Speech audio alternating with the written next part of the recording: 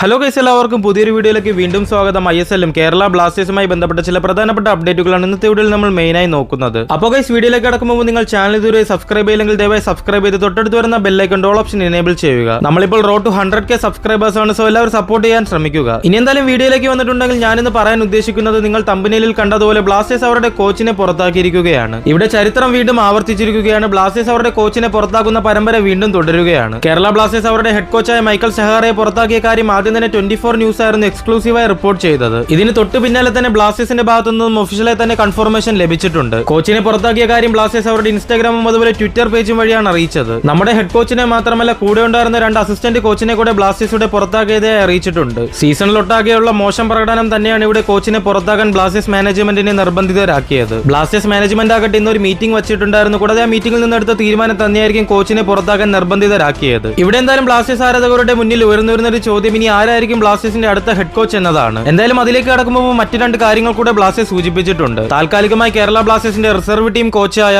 തോമസും അതുപോലെ പുരുഷോത്തമനുമായിരിക്കും ബ്ലാസ്റ്റേഴ്സിന്റെ ഹെഡ് കോച്ചായി നിൽക്കുക. അടുത്തൊരു ഹെഡ് കോച്ചും അതുപോലെ കോച്ചിംഗ് ടീമും വരുന്നത് വരെയായിരിക്കും ഈ ഒരു മാറ്റം. ഇനി എന്തായാലും ആരായിരിക്കും അടുത്ത കേരള ബ്ലാസ്റ്റേഴ്സിന്റെ ഹെഡ് കോച്ച് എന്ന കാര്യം നോക്കിയിട്ടുണ്ടെങ്കിൽ കുറെ അധികം റൂമറുകൾ വരുന്നുണ്ട്. ഇതുവരെയും ഈ ഒരു കാര്യത്തിൽ ഒഫീഷ്യലായി ഒരു കൺഫർമേഷനും വന്നിട്ടില്ല. കേരള ബ്ലാസ്റ്റേഴ്സ് അവരുടെ വെബ്സൈറ്റിൽ പറയുന്ന പ്രകാരം വൈകാണ്ട് തന്നെ ഒരു പുതിയ ഹെഡ് കോച്ചിനെ നിയമിക്കുമെന്നാണ്. ഇതേസമയം ബ്ലാസ്റ്റേഴ്സിന്റെ പഴയ കോച്ചായിരുന്ന ഇവാൻ ഉക്കോമനോവിച്ച് മടങ്ങി വരുമെന്ന റൂമറുകളും കേൾക്കുന്നുണ്ട്. ഗൈസ്, എന്തായാലും ഇതൊക്കെ ഒരു റൂമറാണ്, ഇതൊന്നും കൺഫേം ആയിട്ടുള്ള ന്യൂസ് അല്ല. സോ ഇത് റൂമർ മാത്രമായി എടുത്താൽ മതി. അപ്പോൾ എന്തായാലും ആരാകണം ബ്ലാസ്റ്റേഴ്സിന്റെ അടുത്ത ഹെഡ് കോച്ച് എന്ന നിങ്ങളുടെ അഭിപ്രായങ്ങളെല്ലാം കമന്റായി രേഖപ്പെടുത്തുക. ഇത്തരം കാര്യങ്ങൾ പറഞ്ഞുകൊണ്ട് ഞാൻ വീഡിയോ അവസാനിപ്പിക്കുന്നു. തുടക്കം പറഞ്ഞതുപോലെ തന്നെ നമ്മൾ റോഡ് ടു 100K സബ്സ്ക്രൈബേഴ്സ് ആണ്. സോ സബ്സ്ക്രൈബ് ചെയ്ത ആരെങ്കിലും വീഡിയോ ആണെന്നുണ്ടെങ്കിൽ മാക്സിമം എല്ലാവരും സബ്സ്ക്രൈബ് ചെയ്ത് സപ്പോർട്ട് ചെയ്യാൻ ശ്രമിക്കുക. മാത്രമല്ല ISL-ന്റെ ലൈവ് ലിങ്കുകൾ നിങ്ങൾക്ക് ലഭിക്കാനായി നമ്മുടെ ടെലഗ്രാം ചാനലിലേക്ക് ജോയിൻ ചെയ്യുക. അപ്പോൾ എന്തായാലും അടുത്തൊരു വീഡിയോയിൽ കാണുന്നത് വരെ this is me 12th man Malayalam signing off. Thanks for watching.